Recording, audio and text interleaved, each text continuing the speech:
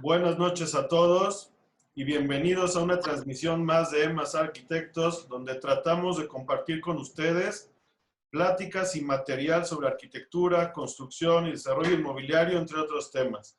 En esta ocasión tenemos el honor de recibir al doctor Bernardo Gómez Pimienta, el cual tengo el orgullo de decir que fue el director de carrera durante mis estudios universitarios. Y la verdad es que, Bernardo, bienvenido, es un gusto tenerte con nosotros. Ezra, buenas noches a ti y a todos el auditorio. El doctor Bernardo Gómez Pimienta dirige BGP Arquitectura como estudio multidisciplinario, dedicado a la creación de investigación de arquitectura, urbanismo y diseño. Desarrolla proyectos de distintos tipos y escalas, desde el diseño de casas unifamiliares hasta edificios culturales, industriales y comerciales, intervenciones urbanas, diseño de productos. Cuenta con proyectos en los continentes de Europa, Asia y toda América. Actualmente funge como director de la Escuela de Arquitectura de la Universidad de Anáhuac. Es académico emérito de la Academia Nacional de Arquitectura, ha formado parte del Sistema Nacional de Creadores de Arte en distintos campos, fue condecorado por la República Francesa como Caballero de la Orden Nacional de la Legión de Honor, es Fellow Honorario del American Institute of Architects y Fellow Honorario del Royal Architectural Institute of Canada. Recientemente fue nombrado miembro extranjero de la Academia de Arquitectura de Francia, y esto lo convierte en el único arquitecto representante de toda Latinoamérica. En el 2016, la Sociedad Académica Arts Sciences Letters de Francia le otorgó su medalla de plata. El doctor Gómez Pimienta fue galardonado con el premio Mies van der Rohe latinoamericano, y su obra es ampliamente reconocida tanto en México como en el extranjero. Más de 100 premios y distinciones se suman al reconocimiento de la labor como arquitecto. Entre sus labores y proyectos más reconocidos destaca la Escuela Nacional de Teatro, el Hotel Hábitat, la regeneración de la Avenida Presidente Mazarik, el Plan Maestro de la Ciudad de los Libros en la Ciudadela, que consistió en la intervención a un edificio histórico del siglo XVIII en el ámbito internacional. Diseñó los pabellones de México en las ferias del libro de París, Bogotá y Calcuta. Bernardo, bienvenido. Y pues, ahora sí que el foro es abierto para ti. Ezra, muchísimas gracias por esta amabilísima introducción. Es un gusto estar contigo y con tu público. Y después de esta extraordinaria introducción, quisiera mostrar 8 proyectos. Y para mí la arquitectura no tiene escala. Podemos estar haciendo arquitectura en objetos y elementos muy pequeños, que muchas veces se llaman diseño industrial, o podemos estar haciendo obras de arquitectura y también podemos estar trabajando en una escala urbana, ¿no?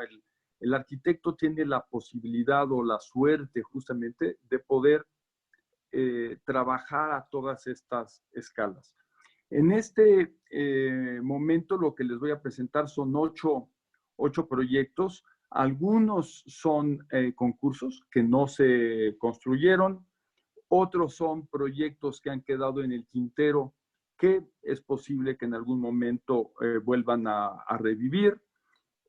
Otros son proyectos que están en proceso de construcción y algunos otros son proyectos que están construidos. Entonces hay una mezcla de todas estas posibilidades que les voy a mostrar. Y para nosotros ha sido interesante el poder trabajar justamente a todas estas escalas, porque puedes probar algunas ideas a una escala y a lo mejor el trabajar en una tasa te da una solución para un proyecto mayor, o al revés, estás trabajando en un proyecto mayor y te da posibilidades e ideas de algo a una escala mucho, mucho menor. Si quieres empezamos con el primero, Ezra. Esto fue un concurso, el Museo Anahuacalli, que está en el sur de la ciudad. Es un museo muy, muy especial, un museo construido y diseñado por Diego Rivera, Juan O'Gorman fue el que hizo los planos, pero realmente la intención del proyecto y la solución arquitectónica es de Diego Rivera. Y yo de alguna manera decía siempre que este es el primer proyecto posmoderno del mundo, ¿no? Un proyecto de mediados del siglo pasado, pero que tiene esta lenguaje prehispánico, ¿no? Que es muy interesante. Y cuando uno ve el contexto de lava y donde justamente el mismo material se empieza a escarbar para poder construir los edificios, es un edificio que realmente vale la pena, ¿no? A pesar de estar algo alejado en la ciudad, es un proyecto que, vamos, un lugar que vale la pena. El museo ha tenido muchas visitas, entonces se requerían nuevos espacios para atender al público, desde cursos para todos los vecinos y también, obviamente, reforzar la parte de oficinas que eran muy mínimas.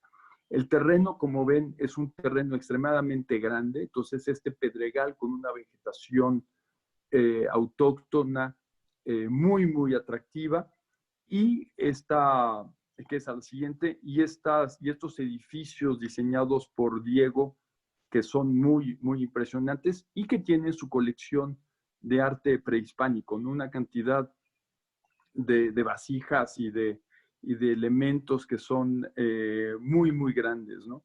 Y la bodega también tiene muchísimo material que no hay lugar para presentarlo. Entonces la idea era cómo incrementar los espacios expositivos dentro del Anahuacalli. Este fue un concurso que no ganamos. Aquí es algo bastante curioso porque uno hace un proyecto, uno no lo gana, lo cual eso es bastante normal, pero después cuando se construye, se ve que mucho del vocabulario que empleamos y que propusimos es lo que se está construyendo ahora. Siguiente. Aquí tenemos un corte donde se ve justamente el edificio principal de Nahuacalli y lo que queríamos era hacer un edificio muy bajo, con una presencia muy ligera para no competir contra el Anahuacalli. Siguiente.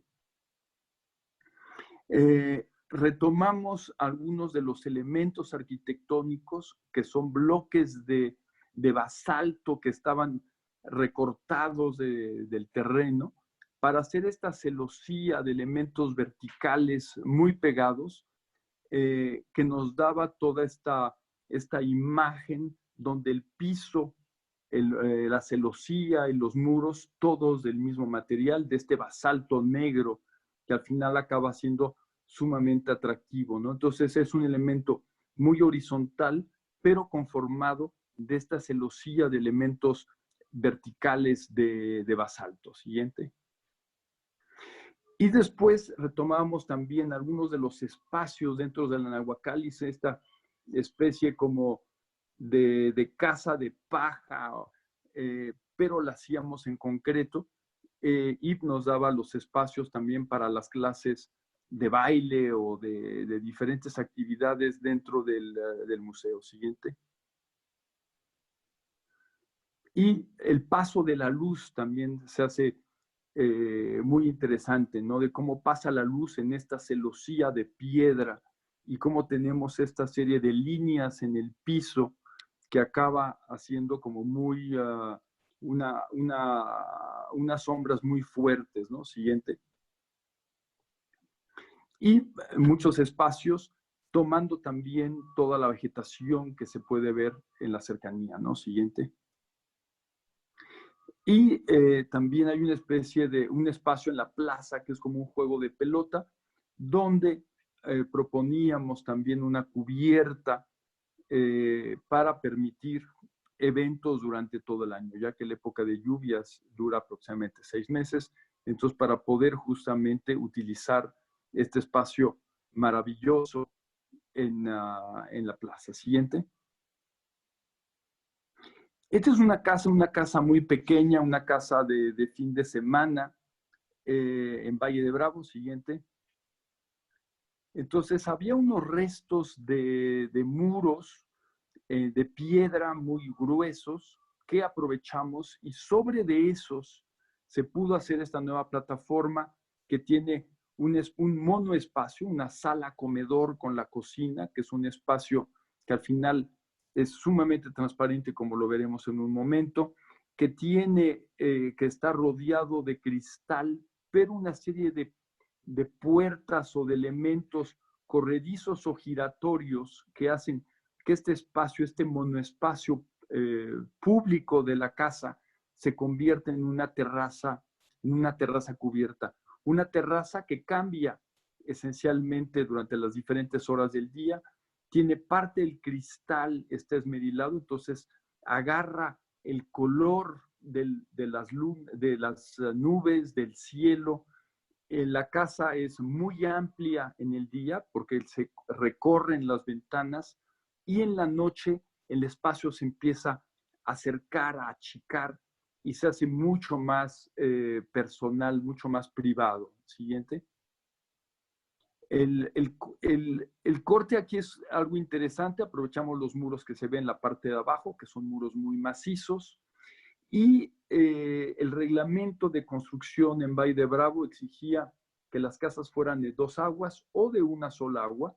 Aquí lo que hicimos es una sola agua inclinada en la pendiente que se recomendaba o que se requería en el reglamento, pero levantada al revés. Lo que yo me interesaba era tener la vista lo más amplia posible para poder ver el lago, pero también ver las montañas, también ver las nubes y el cielo. Entonces, esta cubierta que se levanta hace que justamente todo eso sea factible. Y un patio en la parte posterior, donde está la alberca, que es un canal de nado muy delgado. Siguiente.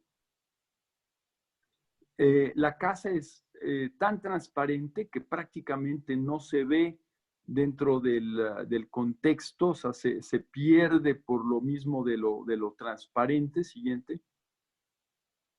Y tenemos este elemento de cristal, ¿no? Retomando un poco las ideas de la casa Farnsworth, de Mies van der Rohe, la casa de Philip Johnson, de cristal. Entonces es una casa totalmente de cristal, pero le sale esta cachucha que protege también, ya que estamos aquí orientados al sur. Entonces también es importante protegerla. Y toda la parte baja se cubre de vegetación, entonces prácticamente invisible, se convierte como en la topografía y solo se ve esta pequeña caja de cristal que se abre con las puertas y demás, y entonces se convierte en realmente un espacio exterior. Siguiente. De día es esta caja invisible, de noche se convierte en una luminaria ya que se prende toda por dentro. Y el sistema constructivo, retomamos el sistema prácticamente típico de la zona, ¿no? Son vigas de madera, la tabla y la teja. Eliminando todos los elementos como la losa de concreto que fue apareciendo en muchos edificios del pueblo y que hacían que fuera muchísimo más pesada la cubierta. Entonces aquí es una cubierta extremadamente ligera y eso hace que las columnas de acero inoxidable que soportan la casa también sean muy delgadas y eso haga que la casa prácticamente parece que flota, ¿no? Que vuela. Siguiente. Hacia el frente los cristales son transparentes, hacia la parte de atrás son esmerilados y tenemos este patio con los muros de concreto aparente y este canal que podemos ver aquí, donde aquí vemos una de las puertas giratorias, entonces todo se abre y entonces no hay diferenciación entre interior y exterior. Siguiente. Aquí podemos ver, estamos como metidos aquí en la alberca, viendo a través del patio y cómo se ve hacia el lago.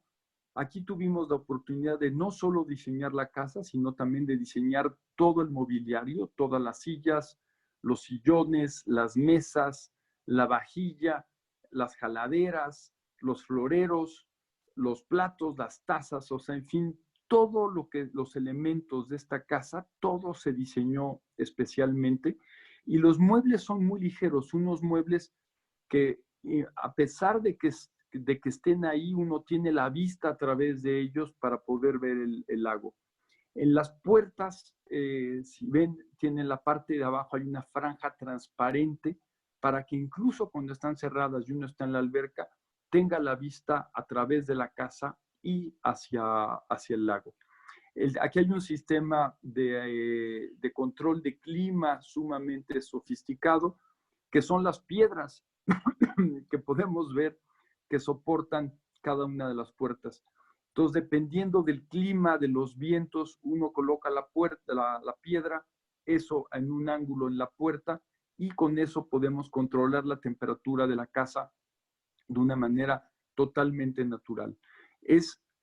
Funciona tan bien que la casa se queda generalmente abierta, no solo de día, sino también en muchas ocasiones también de noche. Siguiente. Esto es lo más importante de la casa, es esto, ¿no? La vista del lago. Entonces tenemos los sillones, la mesa, pero lo que importa es poder esta vista hacia el lago y que el exterior se mete hacia la casa.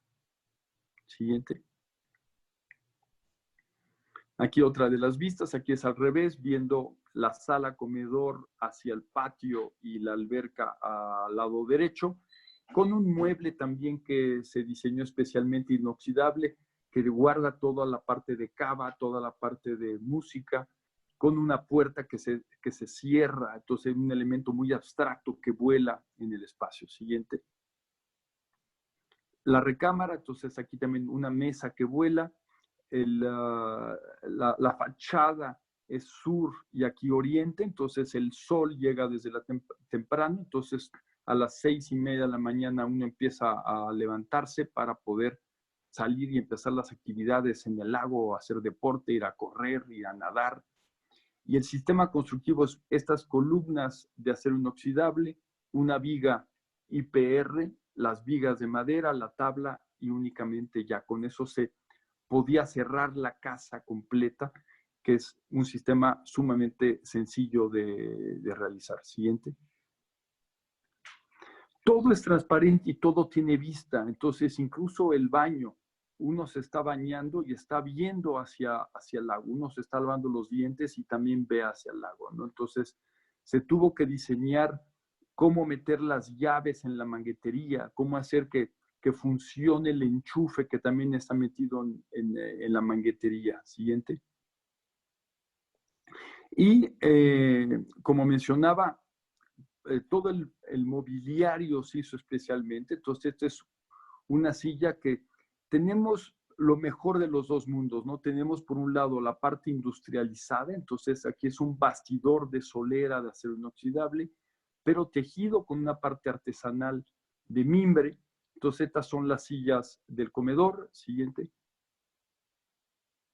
Estas son los sillones de la sala, entonces es un redondo de acero inoxidable tejido con un PVC transparente. La silla está en cantilever, entonces antes de tejerla es muy difícil comprender cómo funciona la silla, y tenemos este elemento que es sumamente sencillo, un sillón muy cómodo, donde además al ser de PVC uno se puede sentar con el traje de baño mojado y no es nada importante, ¿no? Siguiente. Aquí las tumbonas, entonces también otra vez como si fuera un espagueti, tenemos el redondo de acero inoxidable, después otra vez tejido con este PVC, la tumbona para poder tomar el sol, ¿no? Siguiente. La vajilla, entonces todo empezó con esta pequeña taza de café express, donde es tan pequeña que no hay lugar para meter el dedo, es un elemento plano vertical, y a partir de esa taza con el plato plano, se llevó a cabo el resto de la vajilla de los platos, la azucarera, la mantequillera, las jarras y demás, toda esta vajilla completa que se diseñó especialmente para esta casa. Siguiente. Incluso las manijas de las puertas se hicieron especialmente, son redondo de inoxidable que tiene una incorporación al final en un acabado pulido, pero entonces es únicamente inoxidable, es sumamente sencillo, pero podemos tener entre un elemento ligeramente rayado y otro totalmente pulido. Siguiente. Y la parte de los vasos, ¿no? Y toda la parte. Entonces, aquí se empezó primero con el vaso del tequila. Entonces, cómo hacer un vaso lo más delgado posible y lo más rígido. Entonces, al hacerlo muy delgado, empieza a ser muy frágil. Entonces, al hacerle esta pequeña hendidura, el vaso, por un lado, es muchísimo más rígido. Cuando están en la mesa, chocan las panzas del cristal, entonces protege la parte superior, que es la más delgada, y no se rompe, pero también le da una rigidez al cristal y, por otro lado, permite que cuando lo agarras no se te resbale a pesar de que la bebida esté fría y que el vaso esté sudando. Entonces tenemos el vaso de tequila, después tenemos el vaso de vino, el vaso de agua y el vaso para el agua de Jamaica, ¿no? Que es el más grande que tenemos al lado derecho. Siguiente. Y estos vasos los pudimos hacer en diferentes colores. Y es una empresa que los hace, que utiliza las mismas tecnologías de vidrio soplado, como igual que en Venecia. Y tenemos 5 colores, ¿no? Que es el transparente, el azul, el verde, el gris y el naranja, con los que se hacen todos, y cada quien puede escoger la selección de color que cada uno quiera. Siguiente. Y ya que estábamos en los vasos, pues pasamos a los floreros, ¿no? Entonces, ¿cómo hacer floreros y fruteros también en cristal soplado? Entonces, este elemento cónico invertido que cambia del tamaño, siguiente, y podemos justamente amontonarlos. Y entonces aquí fue una experiencia interesante en la fábrica de cristal. El cristal soplado se tiene que soplar a partir de unos cilindros que compran y tenían en la bodega una serie de colores que no se utilizaban. Entonces aquí decidimos utilizar todos estos colores de alguna manera feos, porque eran los colores que no se utilizaban, y dijimos, vamos a utilizar estos colores que la gente no había pedido, ¿no? Entonces es unos verdes un poco como aceituna, unos morados muy intensos. Entonces fue justamente aprovechar todos los colores que no se utilizan de manera común. Siguiente. Siguiente. Esta es otra casa muy diferente. Esta está en Guadalajara. Siguiente. Entonces aquí estamos en una colina viendo hacia un pequeño parque. Siguiente. Y aquí lo que hicimos fue partir el programa arquitectónico en dos. Entonces toda la parte pública de la casa es un volumen que está transversal al terreno y un volumen en la parte baja, que es el volumen privado de las habitaciones, que va a 90 grados con este. Entonces tenemos un volumen sobre del otro, y esto nos permite aprovechar la cubierta de las recámaras para hacer una sala exterior, un comedor exterior, y aprovechar justamente el clima que tenemos en la ciudad de Guadalajara. Siguiente. Aquí, como vemos, es la banda vertical, que es la parte pública, la horizontal, que eran las recámaras, y el terreno lo cortamos en diferentes franjas, donde tenemos un patio blanco, la casa de las habitaciones, un jardín y después una alberca y una terraza, y después en el otro sentido la parte pública, ¿no? ¿Cómo empezar a partir el programa arquitectónico de la casa y hacer que no corresponda uno con otro? Siguiente. Siguiente. La casa se construyó en un día. Entonces esto fue lo que fue muy interesante. Teníamos ya unas armaduras que aquí las vemos en el piso. Siguiente. Llegó esta grúa que empezó a levantarlas. Siguiente, que es aquí podemos ir relativamente rápido. Aquí levantamos estas armaduras, las vamos colocando en el terreno, y después aquí es la segunda, que sí tiene contraventeos, y la casa realmente se construye en un solo día.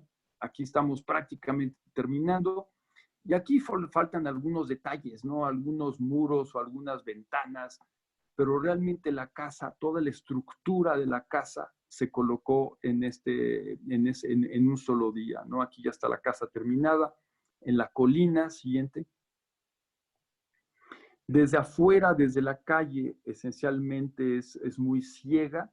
La paleta de materiales es muy, muy limitada. Entonces tenemos el volumen que vuela con este cantilever de 12 metros, es un volumen de piedra. Hay un volumen que sale, que es de madera, que se convierte en el deck para la sala comedor, metal esmaltado y un concreto. Pero un concreto, aquí queríamos experimentar cómo utilizar el concreto que no fuera únicamente con la cimbra. Entonces aquí recubrimos la cimbra de madera con una tela que estiramos, que le da al concreto cuando se descimbra una textura como si fuera, ahora sí, como un algodón o un lino, sumamente como sexy de tocar, y le quita esta parte fría del concreto. Y el volumen que está volando 12 metros. Siguiente. Aquí desde la vista es muy abierta, o sea, de la calle es totalmente opaca, pero hacia las vistas la casa es totalmente acristalada. Siguiente. Siguiente.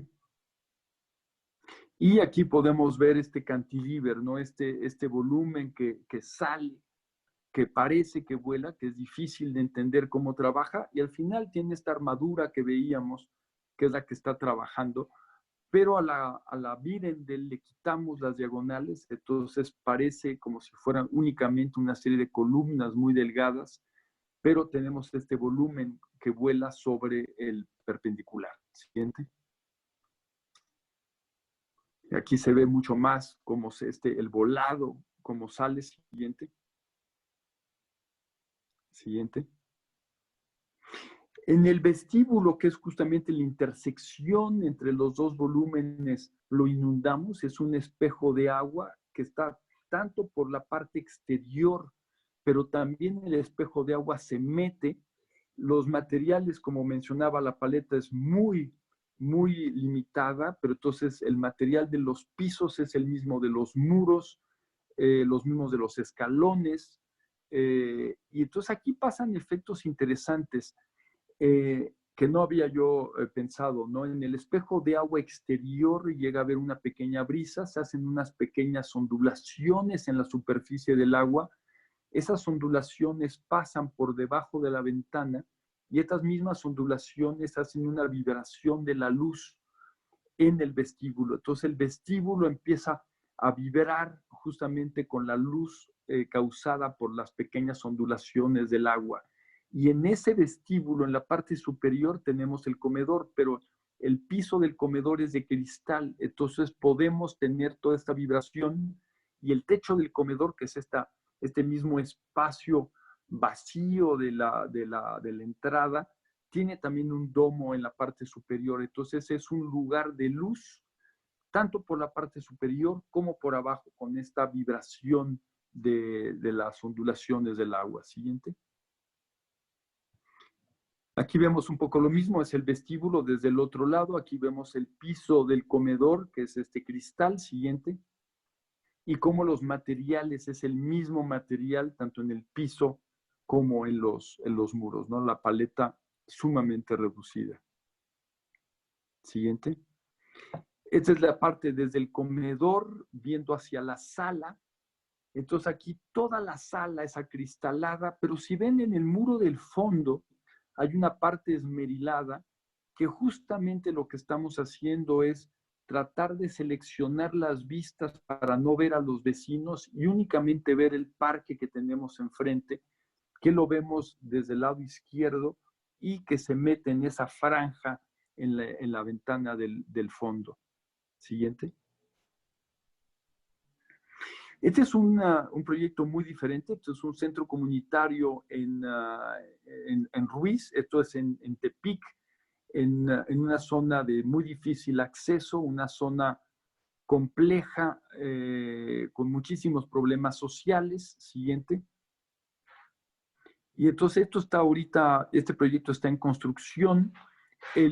Estamos a 2 horas del poblado más cerca donde se puedan conseguir materiales. En este poblado lo único que se fabrica es tabique, entonces estamos haciendo el proyecto justamente en tabique, porque ir a conseguir un material diferente puede tomar 6 horas, ¿no? Porque son 2 horas de ida, conseguir la tienda, 2 horas de regreso. Entonces, tratar de limitar el material al material que se fabrica y la mano de obra también del lugar. Siguiente. El programa arquitectónico tiene una serie de atención a violencia, a drogadicción, y entonces cada uno de los espacios tiene un tamaño diferente. El comedor comunitario, y le hicimos estas pequeñas bóvedas, estos cañones donde cada uno es diferente dependiendo del ancho del espacio. Siguiente. La cancelería es muy sencilla, es una cancelería de fierro donde también intercambiamos diferentes elementos. Siguiente.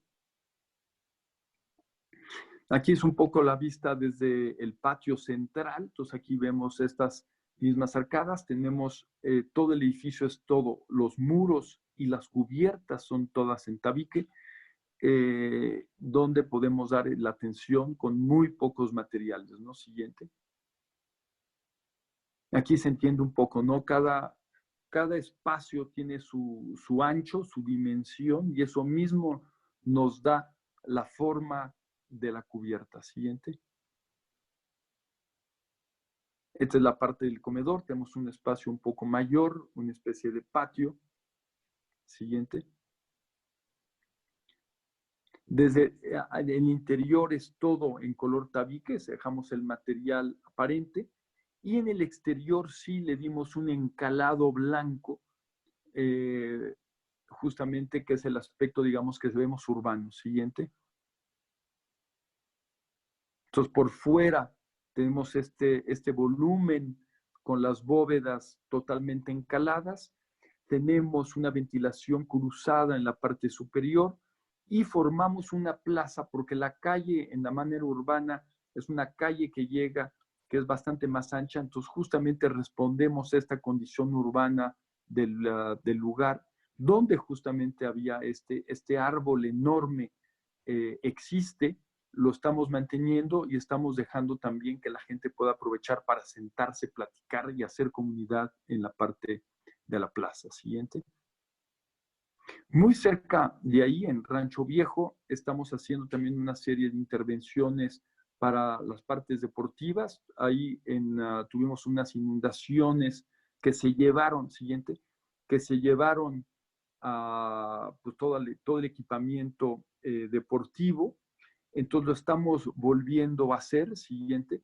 Estamos por un lado protegiendo las instalaciones de las posibles crecidas, y aquí lo que es importantísimo es cómo hacer sombra, cómo en un clima tan caliente como el que tenemos aquí, cómo hacer sombra. Entonces nos inventamos estos caparazones, estos animales. Siguiente. También en tabique, que nos protegen justamente las canchas. Siguiente. Siguiente. Siguiente. Entonces tenemos aquí las canchas de voleibol, de básquetbol, con estas, ahora sí como animales, ¿no? Estas capazones que nos protegen y permiten hacer una serie de espectáculos, desde meetings, asociaciones comunitarias, partidos deportivos, entrega de premios en las escuelas, en fin, un espacio que sea muy flexible, que se puede utilizar para muchísimas cosas, y permitiendo justamente una sombra, o dando una sombra contra el sol, que es muy, muy, muy caliente. Siguiente. Aquí es un proyecto muy diferente. Esta fue la casa taller para un artista. Siguiente. Entonces, tenemos una casa en muy mal estado, una casa de aproximadamente unos 100 años en la Condesa. La fachada está catalogada, la casa adentro se habían caído las losas por así que abandono durante décadas. Y lo que quisimos es mantener y restaurar la fachada, mantener también la primera crujía, a pesar de que tuvimos que volver a hacer la losa, y después en la parte posterior, donde ya era pura ruina, ahí sí construir un nuevo elemento de arquitectura contemporánea, contrastando y comentando y platicando con la arquitectura de principio del siglo XX. Esta casa son 2 casas hermanas, entonces nada más hicimos una de ellas. Siguiente. Aquí ya está la fachada arreglada, entonces tuvimos que, bueno, reestructurarla, recimentarla, volver a hacer todos los elementos y aprovechar toda la piedra tallada que fue prácticamente toda esta fachada. Siguiente. Entonces uno entra, tenemos este túnel que te permite, por un lado, pasar al lado de la construcción, de la primera crujía que estamos manteniendo. Siguiente. Y entonces se llega a este patio privado con esta jacaranda en medio, un patio mucho más abstracto, donde cada una de las escaleras del edificio, cada una es diferente y cada barandal también es diferente. Y ahorita los iremos viendo, ¿no? Como cada escalera tiene su personalidad y su materialidad y sus detalles, donde cada una va cambiando. Siguiente. Por el otro lado es esta, la estructura metálica de la parte nueva, la misma jacaranda, la escalera que ya habíamos mencionado, y esta casa transparente que se va metiendo aquí. Siguiente. Aquí otra de las escaleras. Siguiente. Con las sombras.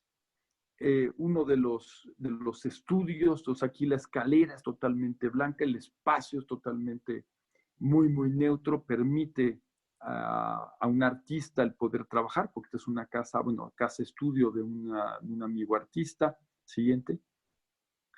Y en la parte superior tenemos otra escalera que es toda en cristal, que va subiendo también con este juego de luces. Siguiente. Soportada por estos pequeños cables. Siguiente. Y después esta es una casa también para otra artista. Esta está solo en proyecto, es un anteproyecto únicamente que tendremos que empezarlo a hacer muy rápidamente. Entonces es un pequeño volumen de doble altura donde tenemos esta cubierta en forma de V que permite una entrada de luz natural. Siguiente. Y por otro lado, muchísima privacidad. Entonces tenemos un patio todo en tabique, esta celosía blanca en la parte superior, una transparencia en la planta baja, y en la parte interna tenemos este espacio iluminado de manera natural. Siguiente. Que es este espacio pues sumamente fuerte, ¿no? Con muchísima iluminación natural. Siguiente. Siguiente. Este es un proyecto que estamos ahora justamente en proceso. Estamos a punto de iniciar la construcción. Este es el último de los proyectos que les voy a mostrar. Entonces, esta es una casa en San Bernabé, en el sur de la Ciudad de México. Es un terreno muy, muy largo, es que es siguiente. De un lado tenemos un río, del otro lado una calle relativamente angosta. Y entonces dividimos aquí el programa. La parte pública está hacia el río y la parte privada está cerca de la calle con las habitaciones. Esta es la parte del acceso. Siguiente. Entramos y tenemos este puente entre estos espejos de agua. Tenemos ahí también algún árbol. Todo el edificio es todo en concreto aparente. Y la parte del fondo es un muro en una forma de elipse. Siguiente. Donde llegamos aquí al siguiente volumen. Siguiente. Siguiente. Aquí viendo para atrás, tenemos una serie de puentes. Siguiente. Que se abren la vista hacia el río y hacia la cañada, ¿no? Entonces tenemos este volumen de concreto aparente y cómo se abre la vista opuesta a la que estamos justamente viendo hacia las cañadas Y este volumen, que es un volumen que tiene como 4 niveles, también tiene una serie de domos que se van comunicando uno de otro. Entonces tenemos una serie de luces verticales que van entrando y que recortan los muros en la parte del fondo. Siguiente. Siguiente. Aquí otra vez uno sale, uno voltea y encuentra esta vista. Siguiente. En la parte del techo, justamente hacia la cañada, tenemos esta sala exterior donde tenemos un comedor, tenemos un asador. Entonces, uno puede subir y tener aquí una fiesta, una comida familiar protegida ligeramente por la cubierta, pero esencialmente estando fuera con un espejo de agua. Entonces, en lugar de barandales, el espejo de agua que nos protege hacia la cañada y el río que tenemos enfrente. Siguiente. Bueno, este es el trabajo, obviamente, de un despacho y donde hay muchísima colaboración. A mí me toca presentar en algunas ocasiones los proyectos, pero la arquitectura al final es un trabajo de colaboración y de equipo, donde trabajan no solamente los arquitectos, sino también muchísimos otros especialistas. Y lo que yo puedo decir es que la arquitectura siempre es un trabajo de colaboración. Es todo. No sé si tengamos algunas preguntas. Pues antes que nada, Bernardo, felicitarte y agradecerte. La verdad es de que hay muchos comentarios y muchas preguntas del público sobre el tema, y la verdad es que una presentación bastante interesante. Muchísimas gracias. Te voy a, si me Con permites, muchísimo gusto. si nos permites, tenemos unas preguntas del público, me gustaría irtelas pasando. Primero hace una pregunta, dice, ¿la dirección de la Escuela de Arquitectura en la Universidad de Anáhuac tuvo algún impacto en tu carrera como arquitecto? Claro, el contacto con por un lado, con los estudiantes y también con el cuerpo docente. Tenemos prácticamente 100 arquitectos dando clases en la facultad. La facultad está dividida en 2 campus. Tenemos el campus norte y el campus sur. Entonces tenemos sí, al total un poco más de 100 profesores. Entonces el contacto con profesores y el contacto con los alumnos ha sido fundamental y enriquece también a la parte del trabajo de la oficina. Entonces sí ha sido muy importante. La siguiente pregunta es, con tu experiencia académica, y es algo de lo que platicábamos antes de comenzar la transmisión. Dice, con tu experiencia académica, ¿crees que en el futuro cercano un arquitecto se podría formar al 100% por medios digitales? Y si es así, ¿cómo impactaría esta situación a las universidades? Esa es una pregunta sumamente interesante en estos momentos donde estamos metidos en la pandemia. Estamos, pues no hemos llegado a la cima. Estamos donde la curva de contagios y de muertes es totalmente vertical. Ahora terminamos el semestre pasado en línea, en virtual. El verano fue de manera virtual, incluso tuvimos intercambios con otros países también de manera virtual que funcionaron sumamente bien. Y ahora el semestre que empezamos en una semana, empezamos el 10 de agosto, va a ser virtual al inicio y a partir de que nos permita las autoridades sanitarias poder pasar, que pasemos a semáforo verde y poder tener clases presenciales, que pensamos que podría ser alrededor del 21 de septiembre, tendríamos en ese momento algunas de las clases presenciales. Entonces, y algo que es muy importante es la experiencia universitaria de los estudiantes. Sobre todo los alumnos de los primeros semestres, esta parte de experiencia es fundamental para crear amistades, conocer gente, y por eso lo estamos llevando a cabo apenas nos permita el semáforo verde. La verdad es que el hacer clases virtuales habíamos sido muy renuentes y las teníamos muy limitadas, pero las condiciones de la pandemia nos obligaron en una semana a avanzar a lo mejor lo que hubiéramos avanzado en otras situaciones en 10 años. Y nos hemos sorprendido de lo bien que han funcionado.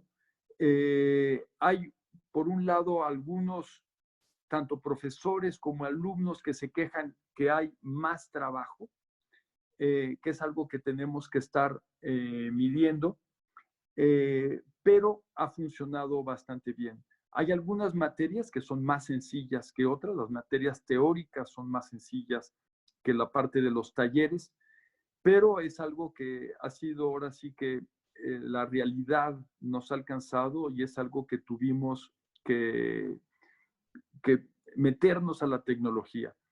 Claro que lo que decía la pregunta es que si las universidades van a desaparecer, yo creo que no. Yo creo que las universidades seguirán funcionando.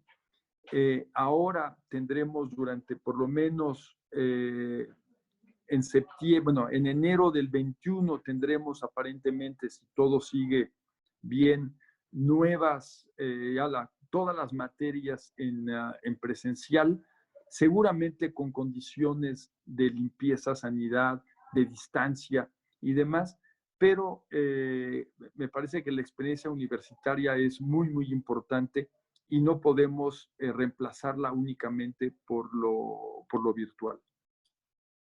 Otra pregunta nos hace Alejandro Zamorano y la complementamos un poquito. Dice, ¿cómo logras diseñar una casa completa?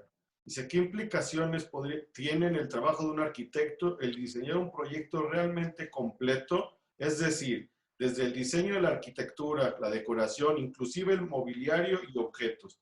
¿Qué tipo de colaboraciones se necesita para lograrlo? Bueno, hay mucho. Primero se necesita un cliente que al final acaba siendo un aliado con el que se puede platicar. Hay un amigo que una de las casas que mostré es Jan Hendricks. Entonces, lo que él mencionaba es que cuando empiezo a trabajar en una casa, lo primero que diseño es la jabonera y la jabonera nos da el diseño de la regadera el diseño del baño y el baño la habitación, después la sala, el comedor, pero que todo empieza con estos detalles muy pequeños. Y obviamente se requiere, pues, una delicadeza para tratar de entender los elementos más pequeños, que al final son los elementos que tocamos, que a mí es lo que me interesa. En una casa, bueno, a mí sí me ha tocado ir a edificios y abrazar las columnas, pero generalmente no es algo que hacemos normalmente. Los elementos que tocamos son las manijas, son los elementos más pequeños, nosotros también diseñarlos. Y se necesita pues toda la parte de los artesanos, que son desde los herreros, la gente de la cerámica, la gente de las telas, la gente del mimbre, la gente de los tejidos, para poder justamente hacerlo. Y al final es un trabajo que toma mucho tiempo, pero al final acaba siendo muy reconfortante el poder tener un espacio donde todo empieza a tener que ver y donde funciona de manera pues muy amable, ¿no? Y obviamente hay que tener la compañía del cliente para poder justamente hacer todas estas cosas que acaban siendo súper interesantes y divertidas. Y finalmente se necesita compartir con alguien toda esta pasión. Totalmente, ¿no? Solo se puede hacer un buen proyecto con un buen cliente. Y eso para cualquier tipo de edificios. Un cliente que tenga la confianza con el cual se pueda platicar, y justamente los proyectos van modificándose con esta conversación con el cliente para hacerlo mejor.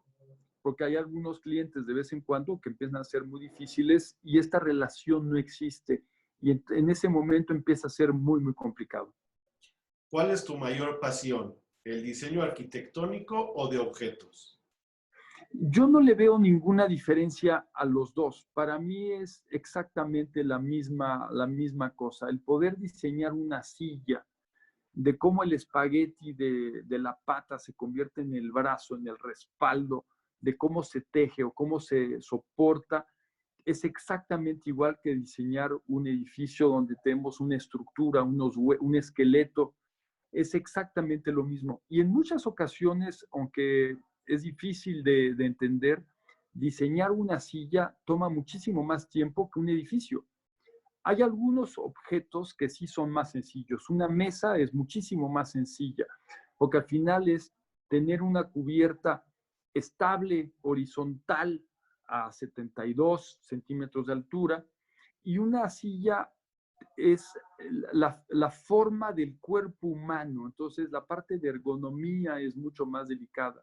O los vasos, cómo hacer un vaso que sea amable para que te permita tomar tu copa de vino o tu limonada y que funcione bien, ¿no? Porque también hemos visto que hay vasos que conocemos seguramente todos, donde ni siquiera te funciona, donde no te permite hacer lo que debería de hacerte permitir, ¿no? De beber una copa de vino y de disfrutarla.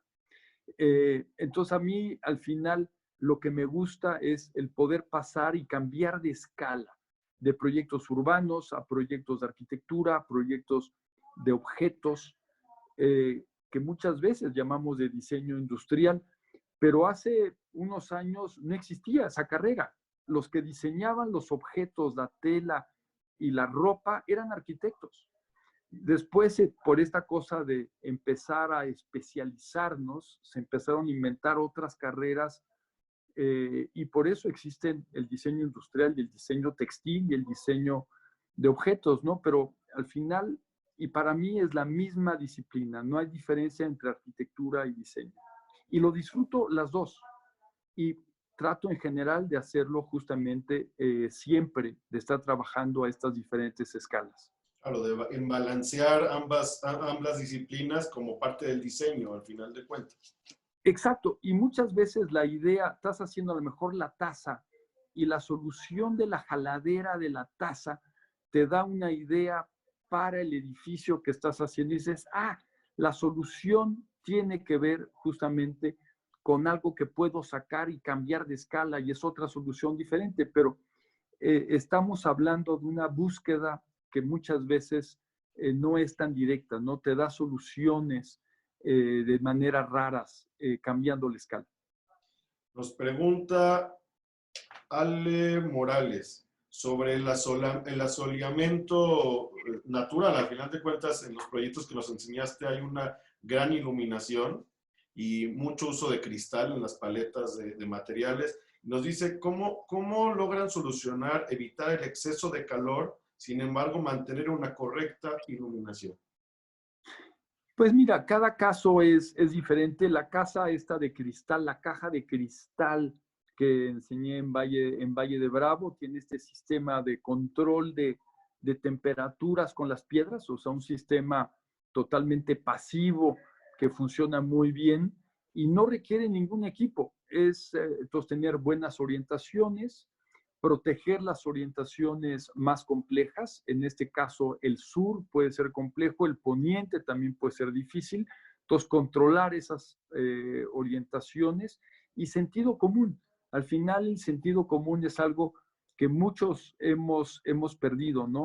¿En qué dirección conviene orientar cada espacio para que justamente funcione de la mejor manera? Y la arquitectura durante milenios o cientos de años no ha tenido aire acondicionado o muchos de estos equipos. Utilizar justamente estos conocimientos, ahora sí que centenarios o incluso milenarios de lógica, conociendo el clima, las temperaturas, los vientos, para poder hacer que sea funcional. Ahora con la pandemia tenemos un problema que va a ser muy interesante. Hemos descubierto que las casas y muchas viviendas no están funcionando como deberían. Los espacios no están diseñados. Entonces, en una familia de 4 personas, nada más teníamos una computadora, en el mejor de los casos. Ahora resulta que el niño tiene que estar en clases ayudado de uno de sus padres. El adolescente puede llevar sus materias de sus clases con su computadora, pero el ruido de su hermano no lo permite, y por otro lado, el papá y la mamá también en su computadora requieren también trabajar. Entonces vamos a requerir nuevos espacios. Esto no estoy diciendo que tengamos que incrementar la dimensión de las casas, pero en pensar en la parte programática de las casas, y por otro lado los sistemas constructivos, de cómo tenemos que construir, qué tenemos que cambiar, qué nuevos aislantes tenemos que utilizar o que inventar. Incluso el aire acondicionado. El aire acondicionado ahora es un problema mayúsculo en muchísimas oficinas, donde el poder tener balcones, ventanas que se puedan operar va a ser fundamental, porque el aire acondicionado es el perfecto mecanismo para poder tener muchísimo más propagación de la pandemia en este caso, ¿no? Entonces, yo creo que esta pandemia, que no es la primera ni la última, nos va a permitir dar un avance, lo mismo que al principio del siglo XX, la tuberculosis, la cólera, hicieron cambios importantísimos en la arquitectura con la Bauhaus, con Le Corbusier, con Mies van der Rohe, Alvar Aalto, que nos permitieron hacer un cambio tanto en la arquitectura, pero también en los interiores, en el mobiliario y en todos los materiales que teníamos o que utilizábamos en los interiores, ¿no? Estas apartamentos recargados con tejidos, alfombras, que eran perfectos para poder agarrar todo tipo de bacterias y de virus, ¿no? Y llegar a un vocabulario muchísimo más limpio, que ayudó a pasar justamente las pandemias que tuvimos hace un centenar de años. Una pregunta que se repite varias veces, la hace Blanca Morales, Memo Bautista, Ruth Hernández y algunos más. Preguntan, ¿cómo es el sistema constructivo de las bóvedas del centro deportivo? Es muy sencillo. Tomamos el tabique, entonces ahí primero hicimos una propuesta de únicamente de tabique, no utilizar concreto, ya que era un material que teníamos que traer de fuera. El constructor nos estuvimos juntando con el constructor y con los pobladores para ver la tecnología, y finalmente llegamos a una cosa intermedia donde tenemos una serie de cerchas de concreto y después una serie de cubiertas más pequeñas, porque ellos tenían miedo de que no tenían la experiencia de hacer una cubierta del tamaño original que teníamos. Entonces dividimos las cubiertas, y por eso ahora es como gusano que se empieza como a arrugar, que tiene que ver con esta discusión y plática con ellos de qué tecnología tenían. Entonces nosotros sabíamos que en la Ciudad de México podíamos construir la bóveda completa de tabique sin refuerzos estructurales, pero ahí la tecnología local y el conocimiento local les daba un cierto problema. Entonces llegamos a esta solución donde tenemos bóvedas más pequeñas que acaban haciendo el mismo trabajo que la grande, pero constructivamente más sencilla, justamente para los pobladores tanto de Ruiz como de Tepic. Eric Cárdenas nos pregunta, ¿tiene alguna inspiración con las bóvedas catalanas? Claro, muchísimas, ¿no? Es un sistema maravilloso estructuralmente. Durante cientos de años se utilizaron cuando el acero o el concreto no era un material que existía, y tiene una lógica constructiva y al final acaba siendo sumamente económico. En muchas ocasiones no se requieren hacer cimbras, o sea, son autoportantes, y es un sistema que me parece que es espectacular, y por eso justamente lo queríamos utilizar. Una última pregunta. ¿Qué le recomendarías a los nuevos arquitectos o a los arquitectos que están iniciando en esta época en la que mucha gente no tiene trabajos, muchos están incursionando en este mundo de la arquitectura, del diseño, y emprender en este ambiente no es algo así de un día para otro? Con tu experiencia como académico y como gran arquitecto que eres, ¿qué les podrías recomendar a estos jóvenes inspiradores? Yo creo que efectivamente estamos entrando en un momento muy complejo, los resultados de la pandemia no son únicamente en salud, tienen también que ver con la parte de la economía. Está la economía, estamos abajo 19% en el PIB. Lo mismo está sucediendo, un bajón importante en los Estados Unidos o en Europa. Yo creo que va a haber un cambio importante, y una de las recomendaciones es entrar a concursos en diferentes países. Hay concursos en México, hay concursos en el resto del mundo, y va a ser, creo que, muy importante, no solo para los jóvenes o arquitectos que están iniciando. Yo creo que va a ser un aspecto fundamental para todos los que nos dedicamos a la arquitectura, porque la manera como hacíamos arquitectura ya no va a existir. Tendremos que estar inventando y descubriendo nuevas maneras de hacer arquitectura. Los proyectos, probablemente en estos tiempos de crisis que se avecinan, según los indicios que puedo ver, va a ser que los proyectos van a ser más pequeños. Y lo que va a ser fundamental es buscar concursos, participar en los concursos y en algunos casos ganar los concursos. Nosotros participamos como despacho en muchísimos concursos y en general, más o menos así, a ojo buen cubero, ganamos 1 de cada 10. Entonces es un trabajo enorme de creación para llegar a una solución, y finalmente uno gana 1 de cada 10, ¿no? Yo creo que va a ser al final muy, muy importante, porque esperar sentados a que llegue un cliente es algo que ya era difícil y no estaba sucediendo de manera diaria, y yo creo que ahora va a ser mucho más complicado y tendremos que estar buscando nuevas maneras, pero no es únicamente los jóvenes, va a ser para todos. Yo agregaría jamás rendirnos. Al final de cuentas hay que luchar. Exactamente, ¿no? Pero sí, va a haber que inventar nuevas maneras de conseguir trabajo. Pues Bernardo, muchísimas gracias. Fue un placer compartir esta transmisión contigo y estoy seguro que el público está muy agradecido y bastante satisfecho. Muchísimas gracias por tu apoyo. No, Ezra, con muchísimas gracias a ti por la invitación, y si quieres mandarme algunas de las preguntas y les contesto al público que tenía preguntas, con muchísimo gusto. Claro que y sí. Un placer estar aquí contigo y con todo tu público. Claro que sí. Muchísimas gracias. Hasta luego. Hasta luego, que estés muy bien.